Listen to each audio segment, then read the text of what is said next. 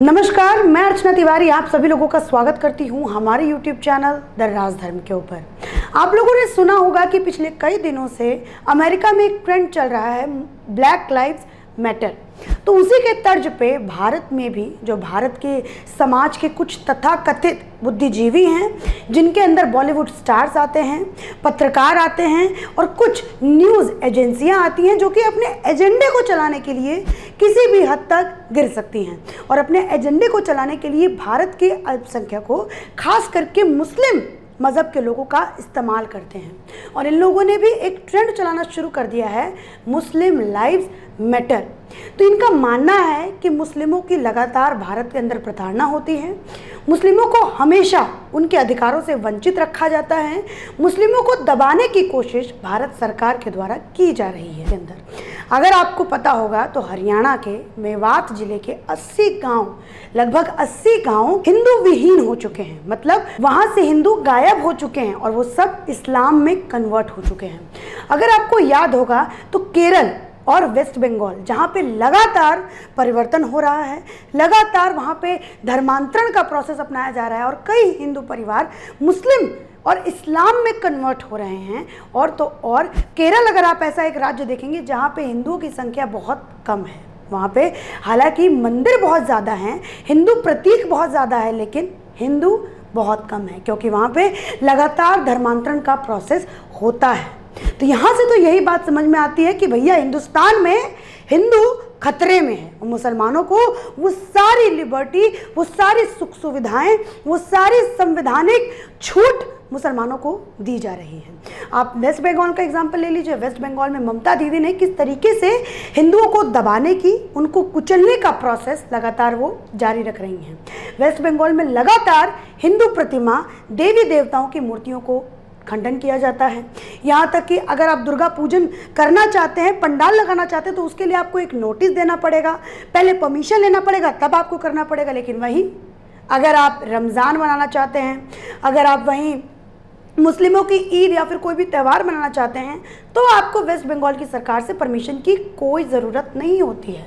तो भाई इन सब बातों से तो यही समझ में आता है मोटे मोटे तौर पे कि हिंदुस्तान में हिंदू अल्पसंख्यक होते जा रहा है, या फिर आप ये भी कह सकते हैं कि हिंदुस्तान में हिंदुओं को धीरे धीरे खतरा होता जा रहा है। लेकिन खैर है मोदी सरकार का और 2014 के बाद से कि कुछ हिंदुओं में ये जागरूकता आई है कि उन्होंने अपने लिए आवाज़ उठाना शुरू कर दिया है। तभी तो उसका एक एग्जाम्पल है पालघर की घटना। अगर आप पालघर की घटना को देखें तो 2 साधुओं की निर्मम हत्या कर दी गई उनके ड्राइवर के साथ। ये मामला अगर 2014 से पहले होता तो कुछ आवाज़ नहीं उठती, किसी मीडिया चैनल पे इसकी न्यूज़ नहीं चलती, किसी मीडिया के लिए ये ब्रेकिंग न्यूज़ ना होता 2014 से पहले। लेकिन एक जागरूकता कहिए और एक आप कहिए समझदारी कहिए लोगों के अंदर कि कुछ न्यूज़ चैनल ने इसको दिखाया। लेकिन वहीं सोनिया गांधी, जिनकी वहाँ पे सरकार थी, उन्होंने इस मामले को दबाने की बहुत कोशिश की और कहीं हद तक उन्होंने दबा भी दिया है। और उन जिन जर्नलिस्ट ने उनके ऊपर सवाल उठाया था उनको पूछताछ भी 12 घंटे की उन्होंने करवाया। तो भाई इन सब बातों से यही समझ में आता है, मैं बार बार कह रही हूँ कि हिंदुस्तान में हिंदुओं को खतरा है, ना कि मुसलमानों को खतरा है। अगर आप हिस्ट्री में जाएं तो आपको पता चलेगा कि पहले मुगलों ने शासन किया, मुगल हमारे भारत में आए और उन्होंने हिंदुओं पे प्रताड़ना करके हिंदुओं को मुसलमान धर्म में कन्वर्ट कर दिया। फिर अंग्रेज आए, क्रिश्चियन धर्म को मानने वाले लोग आए, वो भी हमारे देश में माइनॉरिटी हैं, उन्होंने भी हिंदुओं के ऊपर बहुत ज़्यादा प्रताड़ना की। करीबन 200 साल तक अपनी जबरन कब्जा को उन्होंने भारत के अंदर अपनाया और हिंदुओं को लगातार प्रताड़ना झेलनी पड़ी। तो भाई हिंदू तो भारत के अंदर खतरे में है ही, लेकिन ये बुद्धिजीवी ये क्यों चला रहे हैं मुस्लिम लाइव्स मैटर? इनको तो ये चलाना चाहिए हिंदू लाइव्स मैटर। अगर आप इतिहास देखेंगे और अगर आप प्रेजेंट भी देखेंगे तब आपको हर जगह हिंदू की प्रताड़ना दिखाई देगी। भले ही ये देश में हिंदू बहुल लोग रहते हैं, लेकिन यहाँ पे प्रताड़ना हमेशा हिंदुओं की होती है। अब बात करते हैं 1990 की, जब कश्मीरी पंडितों को उन्हीं के घर से मार मार के भगा दिया गया था। वो भी किन लोगों के द्वारा भगाया गया था? इस्लाम मजहब को मानने वाले लोगों के द्वारा भगाया गया था।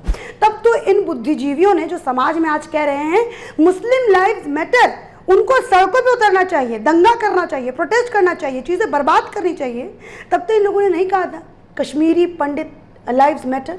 इन लोगों ने ये हैशटैग नहीं चलाया था जब आज कश्मीरी पंडितों के लिए, आज अल्पसंख्यकों के लिए, जो हमारे पड़ोसी मुल्क हैं वहाँ के अल्पसंख्यकों के लिए जब हमारे प्रधानमंत्री जी ये कानून लेके आए, एनआरसी लाने की बात कर रहे हैं, तब इन लोगों को फिर से मिर्ची लगने लगी कि भाई आपने हिंदुओं के बारे में क्यों सोचा, जो अल्पसंख्यक हैं, बौद्ध, जैन, इन लोगों के बारे में आप क्यों सोच रहे हैं। आपको तो हमेशा से ही जो भारत में जो अल्पसंख्यक हैं, मुसलमान लोग, ठीक है, उन लोगों के बारे में सोचना चाहिए, ना कि हिंदुओं के बारे में, सिख के बारे में, बौद्ध के बारे में, जैन के बारे में। अगर आप बॉलीवुड में देखिएगा तो नवाजुद्दीन सिद्दीकी, जिनकी बीवी हिंदू थी और उन्होंने, उन दोनों का लव मैरिज था हालांकि, लेकिन नवाजुद्दीन सिद्दीकी ने पहले उनका धर्मांतरण करवाया, उनको इस्लाम धर्म कबूल करवाया, फिर उसके बाद उनसे निकाह पड़ा। तो अगर आप ढूंढने जाएंगे तो आपको कई ऐसे केसेस मिलेंगे जहां पे हिंदू लड़कियों का धर्मांतरण करवाया गया है, इस्लाम मजहब उनसे कबूल करवाया गया जबरन, या फिर उनके मन को बदल करके, माइंड वॉश करके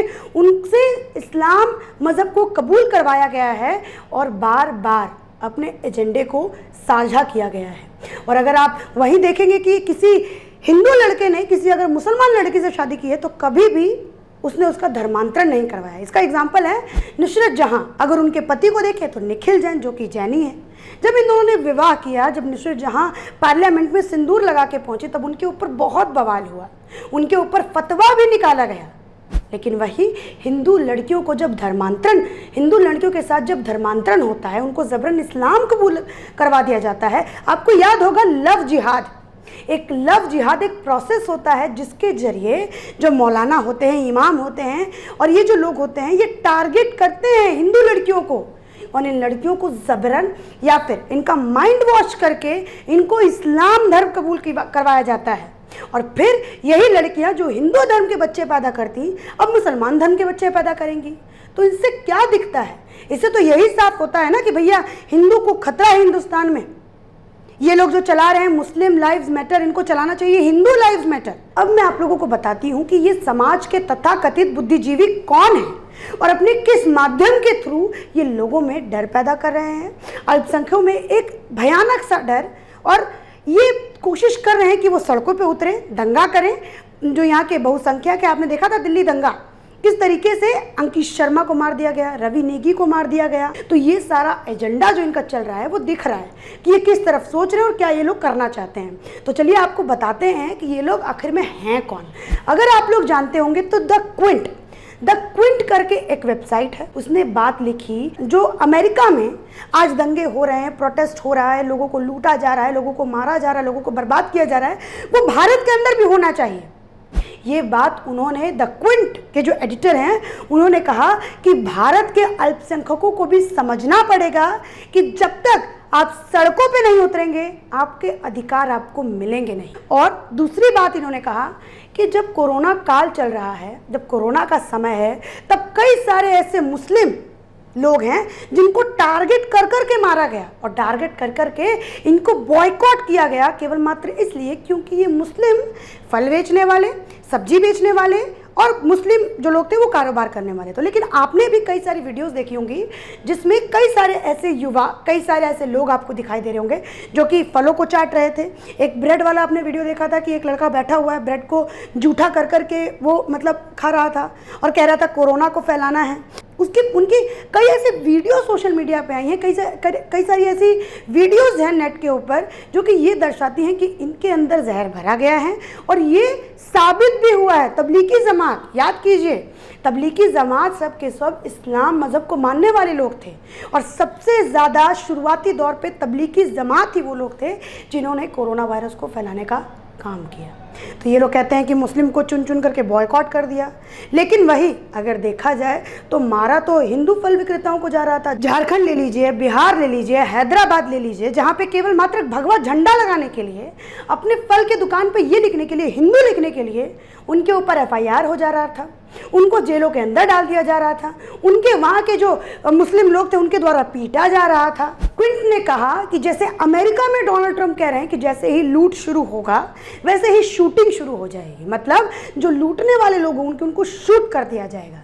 तो इसका तर्ज इन्होंने भारत में देते हुए कहा कि भारत में भी कहा गया था CNRC के समय पे देश के गद्दारों को गोली मारो डैश, ये बोला गया था भारत में।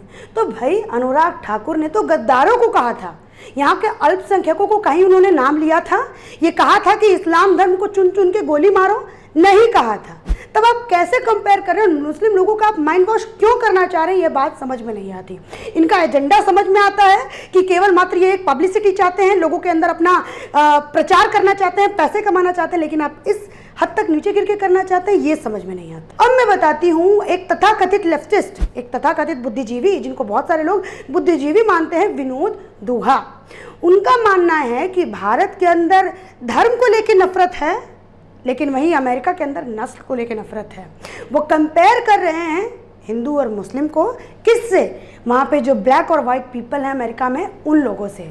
अगर उनको ना पता हो तो ये बात उनको पता होनी चाहिए कि मुसलमानों को जब उन लोगों ने मांगा, एक धन के तरफ से ये मांगा गया कि भाई हमें एक देश चाहिए अलग से रहने के लिए, हम आप लोगों के साथ नहीं रह सकते, तब उनको एक देश दे दिया गया था जिसका आज नाम है पाकिस्तान, जो कि आज एक इस्लामिक कंट्री है और वहीं सेकुलर कंट्री बन के रह गया हिंदुस्तान, जहाँ पे हिंदू, मुस्लिम, सिख, ईसाई सारे जाति के धर्म के लोग एक साथ मिलके रह रहे हैं। तब कहाँ से मुस्लिम धर्मों के साथ जो है धर्म की नफरत हो रही है? और फिर जब मुसलमानों ने कहा कि भाई हमें एक शरीयत को मानेंगे, हम कानून को नहीं मानेंगे, तब उनके लिए मुस्लिम लॉ बोर्ड दिया गया। उनके लिए एक अलग से कानून है जिसको वो मानते हैं शरीयत कानून। तब कहाँ से धर्म का नफरत है भाई? लेकिन वहीं आप अमेरिका में देखिएगा तो अमेरिका में तो होता ही है, ब्लैक एंड वाइट के बीच में नफरत है ही, लेकिन आप भारत के धर्म को अमेरिका के नस्ल से नहीं कंपेयर कर सकते दुआ जी। और एक और बात जो है विनोद दुआ ने कही कि भाई जैसे यूएस में 40 स्टेटों को कर्फ्यू कर दिया गया है, लाखों लोग सड़क पे उतर गए हैं, 40 स्टेटों को जाम कर दिया गया है, तो भारत के अल्पसंख्यकों ने क्यों नहीं किया जाम? इन्होंने जब CA-NRC का दंगा हो रहा था, CA-NRC के नाम पे लोग विद्रोह कर रहे थे, तब इतने भारी मात्रा में लोग सड़कों पे क्यों नहीं उतरे? और आपने ऐसी आवाज़ किसकी सुनी थी? शरजील इमाम की, जो कि गया था देशद्रोही वो एक इंसान, शाहीन बाग में जाके ये कह रहा था कि असम को काट देना भारत से। और विनोद गुहा का कि वहाँ पे 40 स्टेटों में कर्फ्यू लग गया है तो भारत में भी लग जाना चाहिए था, भारत भी पूरा तरीके से बंद हो जाना चाहिए था, अपने अधिकारों के लिए लोगों को ज़मीन पे उतरना चाहिए था। और वो जस्टिफाई कर रहे हैं अमेरिका में हो रहे दंगे, जिस तरीके से ब्लैक पीपल प्रोटेस्ट के नाम पे गरीबों का कंबल जला दे रहे हैं। एक वीडियो सामने है जो कि बहुत दर्दनाक है, जो शायद विनोद गुहा जी ने नहीं देखी थी, शायद उनके दिल में थोड़ा सा भी दर्द नहीं हुआ उस वीडियो को देख के, शायद वो गरीबी नहीं जानते हैं इस वजह से कि एक गरीब को उसके कपड़े जलाए जा रहे हैं, गरीब के बिस्तर को जलाया जा रहा है, उसका खाना छीन लिया जा रहा है ब्लैक पीपल्स के तरफ से प्रोटेस्ट के नाम पे।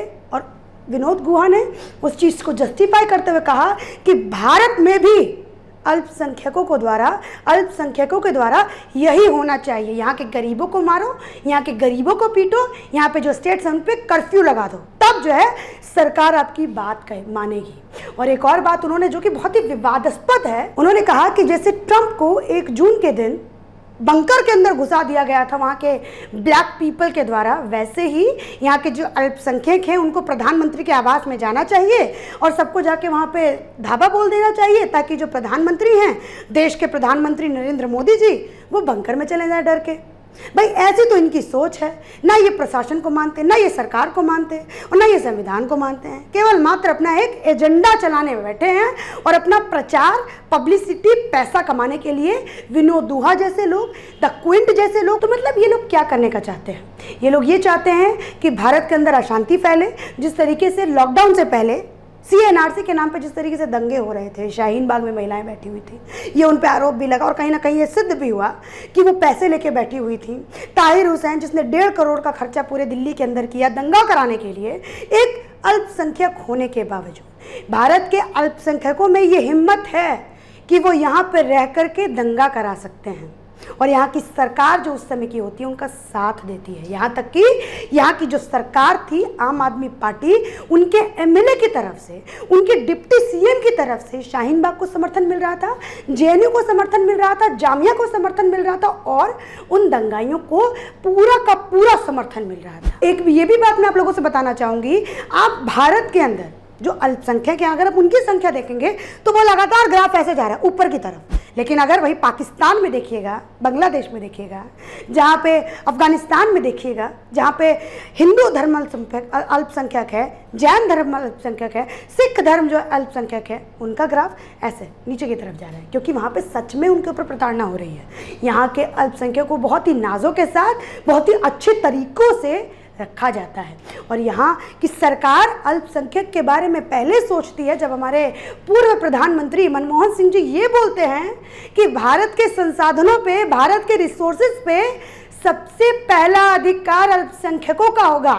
तो भैया कहाँ से फिर हो गया मुस्लिम लाइव्स मैटर?